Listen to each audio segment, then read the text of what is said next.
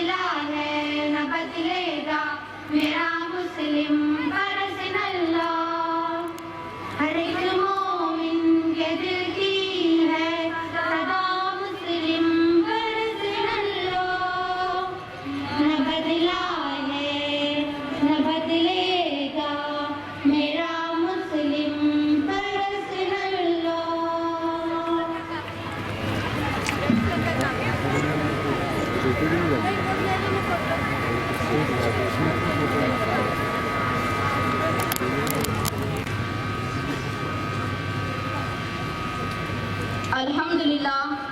الحمدللہ رب العالمین الصلاۃ والسلام علی رسولہ الامین وعلی آلہ واصحابہ اجمعین الی یوم الدین. قال اللہ تعالی فی القرآن المجید والفرقان الحمید. اعوذ باللہ من الشیطان. کانفرنس میں حیدرآباد سے آئی ہیں doctor Asma Zahra, chief organizer مسکولر وومنس ونگ اینڈ مسلم فصیلہ بورڈ، اور فہیم النساء صاحبہ یہ شریعہ کانفرنس کی چیف آرگنائزر. فہیم النساء ہاں فہیم النساء. باجی مبشرہ فردوس صاحبہ مقامی رکن شورا ہے.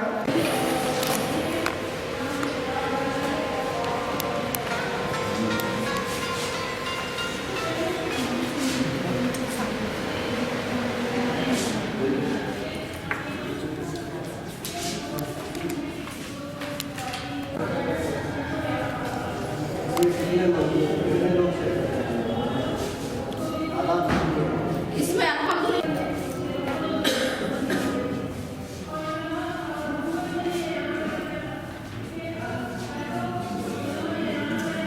کو یہ ایسا لگتا ہے کہ اس طرح کے بڑے پروگرام کے لیے اس میں اصلاح ہو سکتی ہے اور شریعت سے لوگ ہم عام ہو سکتے ہیں؟ جی ہاں، محلے محلے یا مقامی سطح پہ آپ اس کو کام کر رہے ہیں؟ محلے محلے میں بھی ہم کام کرتے ہیں الحمدللہ. ہمارے پورے اورنگ آباد شہر میں حلقہ خواتین کے 30 یونٹس ہیں اور ہر یونٹ میں الحمدللہ ہماری 100-150 خواتین رہتی ہے. ہمارا محلے محلے میں بھی الحمدللہ کام ہو رہا ہے.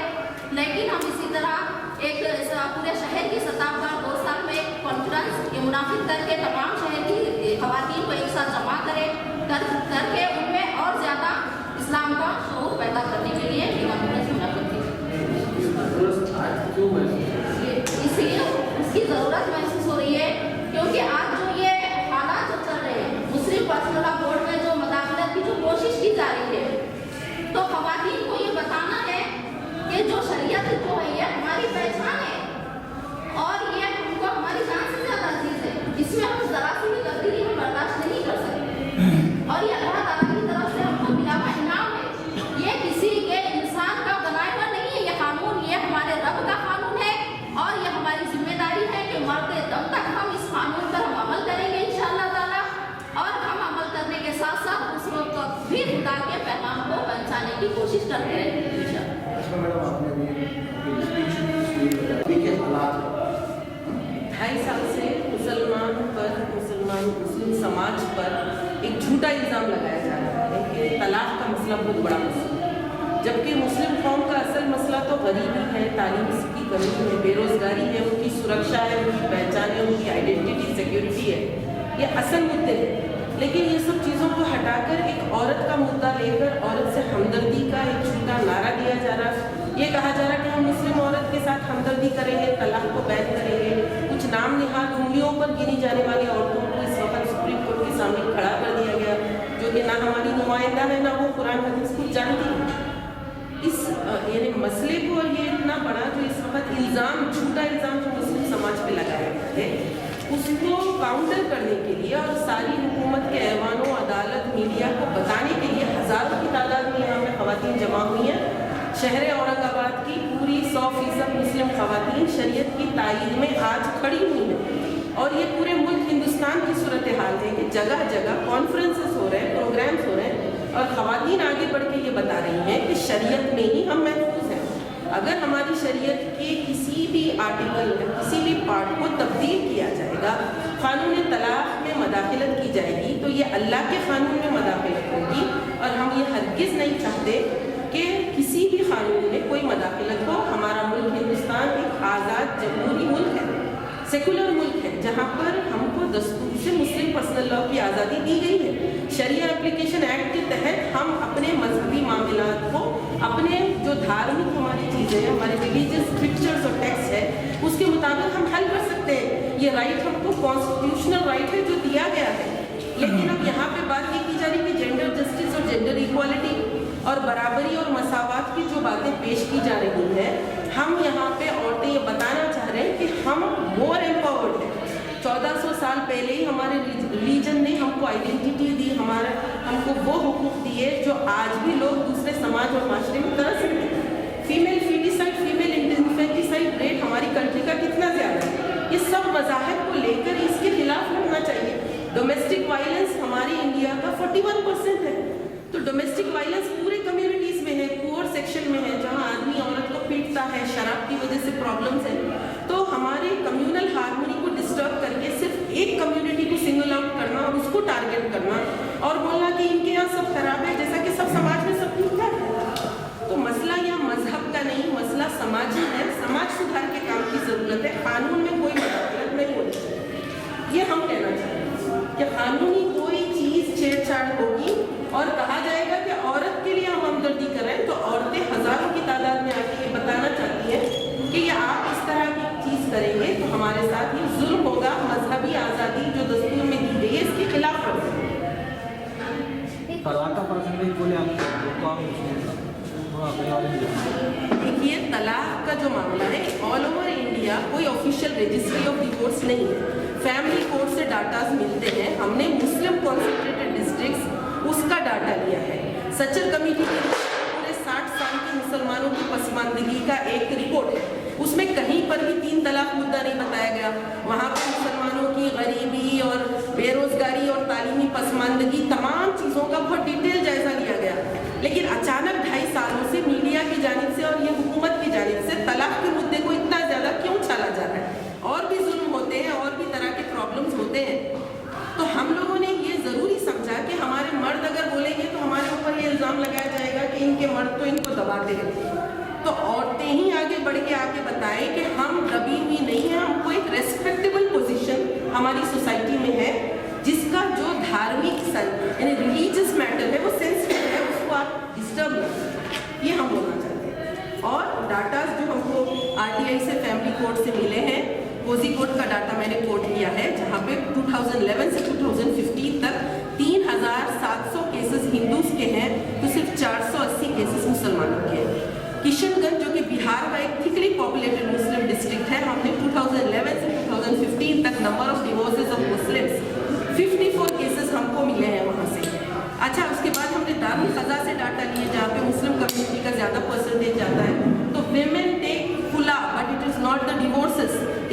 ऐसा नहीं है जो कहा जा रहा है मीडिया में कि मर्द बस खड़े खड़े 3 तलाक दे देते हैं, बल्कि असल हमारा प्रॉब्लम, सोशल प्रॉब्लम जो है, दहेज है, शादी ब्याह में जो मांग की जाती है, जिसकी वजह से यानी बहुत ज़्यादा मैरिटल जो यानी बैलेंस होना चाहिए वो डिस्टर्ब हो रहा है। और जब तलाक होती है तो जो माँ बाप अपनी बच्ची को इतना पैसा देते हैं, ब्याहते हैं, अब सारा उनका नुकसान जो होता है, तो फिर ये मैटर्स जो है हमारे डाउरी की वजह से हमारी सोसाइटी में प्रॉब्लम्स हैं। तो हम यहाँ पे कोशिश कर रहे हैं कि सोशल रिफॉर्म के काम के लिए विमेन को मोबिलाइज करें। सारी बहनों से हमने अपील यही की कि हमारी सोसाइटी के जो रियल इश्यूज़ हैं उसको पहचानें। मीडिया चाहे कुछ भी आपका इशू बना के पेश करे, नॉन इशू को इशू बना दिया गया है। असल इशू क्या है? अपनी बेटियों की सही तरबियत और मैरिजेस को ब्रेक होने से बचाया जाए, जो कि इस्लामिक टीचिंग्स है। तो वो चीज़ के लिए विमेन को आगे बढ़ाया जाए ताकि हमारी सोसाइटी एक रोल मॉडल बने। हम हमारे हिंदू बहनों के सामने भी अच्छी मिसाल पेश करें और हम सब मजहबों को साथ लेके चलें कि जहाँ कहीं नारी पे कोई किसी का जुल्म, ज़्यादती, भेदभाव हो तो सब मिलके सोशल रिफॉर्म, समाज सुधार का काम करें। हम इसमें बिलीव नहीं करते कि इस इशू को लेकर कम्युनिटीज़ को डिवाइड किया जाए। बहुत सारे कॉमन इश्यूज हैं, सबको जोड़ के समाज सुधार का काम हो सकता है। विमेन में पोटेंशियल है, औरतें जब कुछ ठान लेती हैं वो कुछ कर सकती हैं। एक पॉजिटिव चीज़ की तरफ हमको जाना चाहिए। हुकूमत की कोशिश सिर्फ और सिर्फ बांटने की, काटने की और हर एक को प्रॉब्लम में डालने की।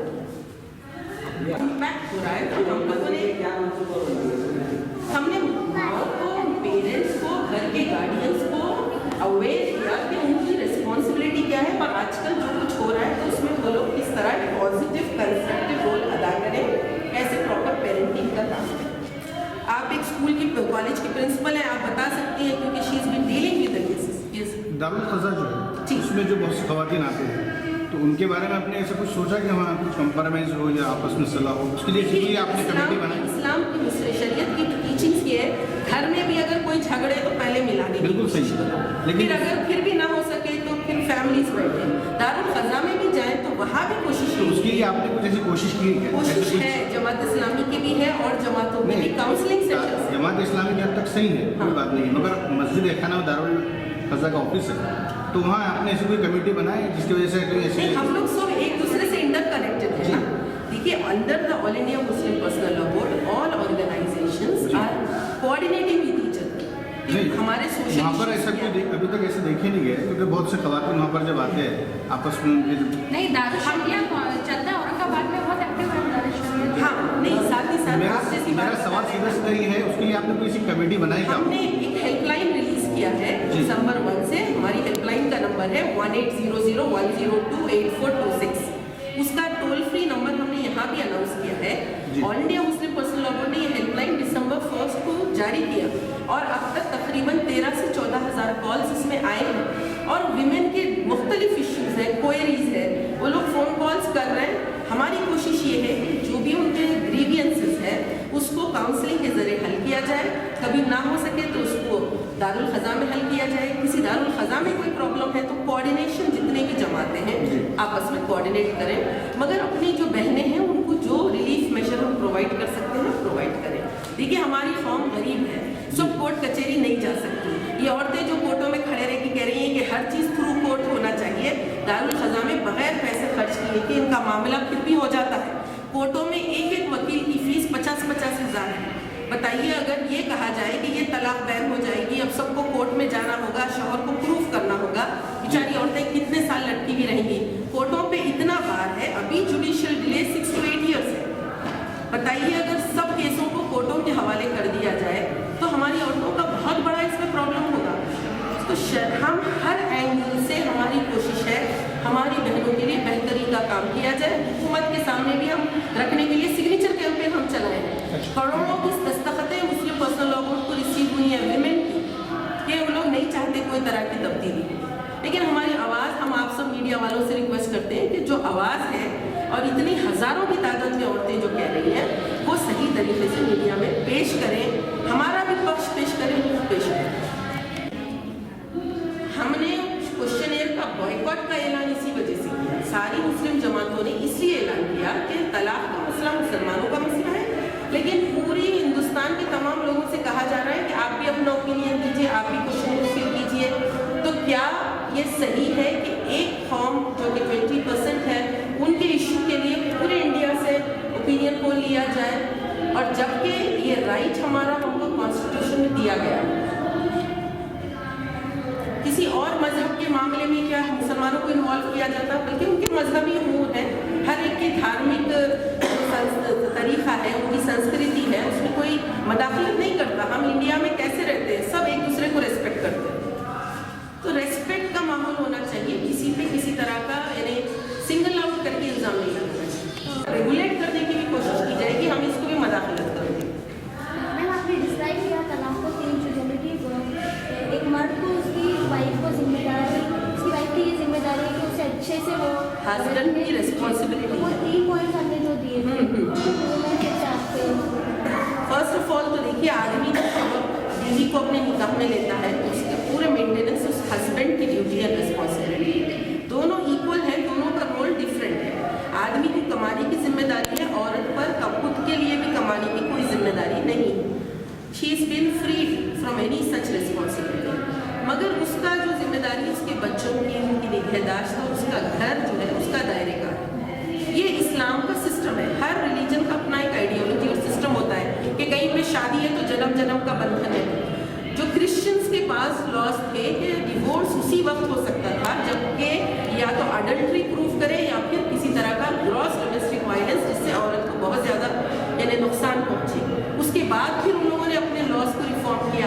अब ये किया कि अगर आदमी औरत को छोड़ता है तो हर महीना कुछ ना कुछ उसको अमाउंट देता रहे और इसको विमेन एम्पावरमेंट कहा गया। लेकिन आप देखते हैं कि जहाँ मर्दों को ये देना पड़ता है तो वो डिवोर्स के केसेस साल कोर्ट में चलते रहते हैं और उस वक्त तक वो आदमी चाहता है कि ना डिवोर्स हो ना किसी तरीके से यानी औरत को कोई कंपनसेशन मिले और ये औरत को प्रूफ करते जाना पड़ता है हर चीज़ कोर्ट में।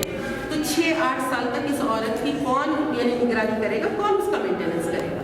ये इस सारे लॉज को कंपेयर अगर इस्लाम से करेंगे, इस्लाम में जो चीज़ है सिंपल है, निकाह भी सिंपल है, मैरिज में भी इतने लाखों पैसों की कोई ज़रूरत नहीं है। एजाब कबूल, ऑफर, एक्सेप्टेंस, महर की अदायगी, 2 विटनेसेस लड़की की तरफ से, उसके वली, उसके guardian and the marriage procedure is over. खाजी इज ओनली डॉक्यूमेंटिंग। शादी कौन करते हैं? दूल्हा दुल्हन करते हैं और इट्स वेरी सिंपल प्रोसीजर। उसमें जहेज की कहीं कहीं कोई पार्ट नहीं है, महर कंपल्सरी है। लेकिन अवेयरनेस नहीं है लोगों में, तो हम अपने कॉन्फ्रेंस से अवेयरनेस पैदा कर रहे हैं, लोगों में ये शऊर बता रहे हैं कि how empowered is the Muslim women in शरीयत इस्लाम। ये हमारी कोशिश है। आदमी कहता है तलाक होती मुझे नहीं, और वो खुला कहेगी तो ये कहेगा मैं नहीं दूंगा, दोनों लड़ रहे हैं। हमारे पास हेल्पलाइन में भी मतलब बाज़ बात आदमी बोलता है मैं तलाक उसको नहीं दूंगा, उसको चाहिए तो वो खुला ले। वो कहती है देखिए अगर वो छोड़ना है तो वो मुझे तलाक दे के छोड़े मगर मैं खुला नहीं दूंगी। अब मैटर चल रहा है तो दे आर सेपरेटेड। तो ऐसे वक्त पे जहाँ ईगो मैटर्स आ जाते हैं, अब जब खाजी के पास मैटर जाए तो खाजी दोनों को बुलाए, समझाए, मैं मिलजुल के रहो। हमारे पास दारुल क़ज़ा में ऊपर टाइम पीरियड देते हैं, आप 3 मंथ्स तक इस तरह से अपने आप को मिलजुल के रहो। इस तरीके से अगर उसके बावजूद अगर वो नहीं रह पा रहे तो डोर्स ऑफ डिवोर्स ये लास्ट रिजॉर्ट है और इसलिए रखा गया है कि औरतों पे जुल्म ना हो। अगर इसको बंद कर देंगे तो ज़बरदस्ती अगर ये औरतों को थोप दिया जाएगा इस आदमियों पर जो है ना रखना नहीं चाहते, तो फिर औरतों के साथ वायलेंस बढ़ जाएगा। तो ये बिल्कुल लास्ट रिजॉर्ट है, इमरजेंसी एग्जिट डोर है, जिस तरह किसी एयरक्राफ्ट में होता है जेट फॉर। ऐसा रूटीन तरीका नहीं है मुस्लिम समाज में कि बस 2-2 शादियाँ 4-4 शादियाँ हो रहे हैं और तलाक़ें हो रही हैं। जिस तरह पेश किया जा रहा है वैसा मुस्लिम सोसाइटी का तरीका पैटर्न नहीं है। Women need to be mobilized to come forward for this. Ostentatious marriages, extravagant expenditure in weddings, these are the places where women can play a role and make things simple. So apart from this, in this conference we are यही यहाँ पर इस conference से पहली appeal करारदाद में ये करेंगे हुकूमत से कि वो हमारे मामलात में इंटरफेयर ना करे और हमारी अपनी शरीयत में कोई मदाखलत मंजूर नहीं करेंगे।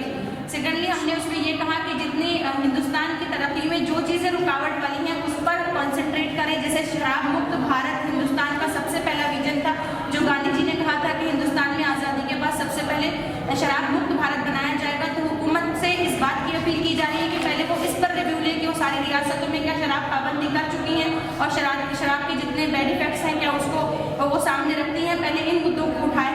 और दूसरी बात ये कि इत्तेहाद हमारे पास भारतीय कम्युनिटी में जो मतलब यूनिटी है उसको हुकूमत बरकरार रखे और तरक्की और विकास की तरफ तवज्जो दे।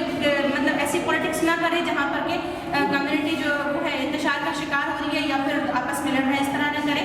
थर्डली हमने ये उसमें एक करारदाद मंजूर किया कि हुकूमत को चाहिए कि भारत में जितने अश्लीलता फैलाने वाले और भारत के जो ख़ानदान है उस ख़ानदान को डिस्टर्ब करने वाले जितने ऐसे इश्यूज़ मीडिया के थ्रू, ड्रामा कल्चर से, टेलीविज़न कल्चर से, पेज 3 कल्चर से जितनी अश्लीलता फैलाई जा रही है, वैलेंटाइन डे है और फिर दूसरे जितने ऐसे फ्रेंडशिप डे है, जितने ऐसे अश्लीलता फैलाने वाले हैं जो भारतीय कम्युनिटी के लिए नुकसानदा है, तो करारदाद में हम ये मंजूर करवाएंगे अपनी पूरी कॉन्फ्रेंस के ज़रिए से कि हुकूमत इन तमाम चीज़ों पर बैन लगाए, सेंसर बोर्ड को एक्टिव करे और साथ ही होमोसेक्सुअलिटी और प्रोस्टिट्यूट्स जो है उस पर जो उन्होंने उसको लाइसेंस दिया है, उन तमाम चीज़ों के भी हम अगेंस्ट हैं। और इस कॉन्फ्रेंस के थ्रू हमारी अपनी करारदाद ये रहेगी कि हुकूमत इन चीज़ों की तरफ तवज्जो दे और साथ ये कि हमारे पास सबसे अहम चीज़ कि हमारा रिजर्वेशन, माइनॉरिटी रिजर्वेशन के ताल्लुक से भी हमने करारदाद मंजूर की है कि मुस्लिम्स को कम्युनिटी के तमाम मामलों को समझते हुए मुस्लिम्स को रिजर्वेशन दें।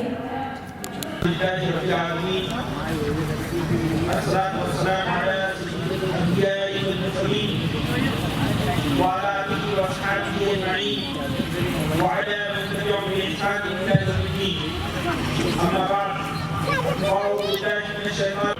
کہ کیسے عورت کیسے گئے اسلام میں عورت کو مختلف حیثیتوں میں ایک تو ایمان کی روشنی بخشی، عمل صالح کا پورا میدان بخشا، مساوات کا درجہ بخشا، اور عورتوں کے اندر ایک عمل کی جو طاقت پیدا کی، عورتوں کے اندر عفت و حیا اور پاک کرنے کی جو شعور پیدا کیا.